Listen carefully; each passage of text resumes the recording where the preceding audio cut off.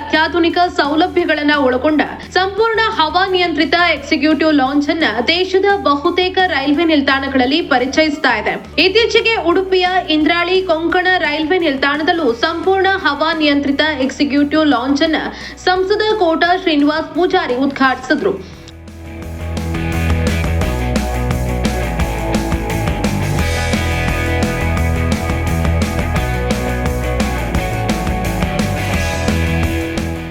ಸದ್ಯ ಉಡುಪಿ ಜಿಲ್ಲೆಗೆ ಎರಡನೇದಾಗಿ ಬೈಂದೂರಿಗೂ ಕೊಂಕಣ ರೈಲ್ವೆ ತನ್ನ ಎಕ್ಸಿಕ್ಯೂಟಿವ್ ಲಾಂಚ್ ಅನ್ನು ವಿಸ್ತರಿಸಿದೆ. ದಕ್ಷಿಣ ಭಾರತದ ಅತಿ ದೊಡ್ಡ ಶಕ್ತಿಪೀಠ ಕೊಲ್ಲೂರು ಶ್ರೀ ಮೂಕಾಂಬಿಕಾ ದೇವಳಕ್ಕೆ ದೇಶ ವಿದೇಶಗಳ ಸಾಕಷ್ಟು ಭಕ್ತರು ಆಗಮಿಸುತ್ತಾರೆ. ಈ ಹಿನ್ನೆಲೆಯಲ್ಲಿ ಕೊಲ್ಲೂರು ಶ್ರೀ ಮೂಕಾಂಬಿಕಾ ದೇವಳಕ್ಕೆ ಅತಿ ಹತ್ತಿರದ ಬೈಂದೂರಿನ ಮೂಕಾಂಬಿಕಾ ರೋಡ್ ಬೈಂದೂರು ರೈಲ್ವೆ ನಿಲ್ದಾಣದಲ್ಲಿ ಎಕ್ಸಿಕ್ಯೂಟಿವ್ ಲಾಂಚ್ ಸೇವೆ ಪ್ರಾರಂಭವಾಗಿದೆ.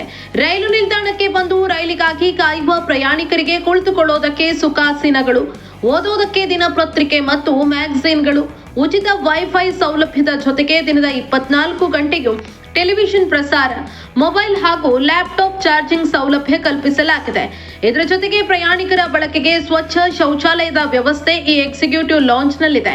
ಈಗಾಗಲೇ ದೇಶದ ಹೌರಾ, ದೆಹಲಿ, ಮುಂಬೈ, ಚೆನ್ನೈ, ಬೆಂಗಳೂರು, ಹೈದರಾಬಾದ್, ಪುಣೆ ಮುಂತಾದ ಪ್ರಮುಖ ರೈಲ್ವೆ ನಿಲ್ದಾಣಗಳಲ್ಲಿ ಈ ಸೇವೆ ಲಭ್ಯ ಇದೆ.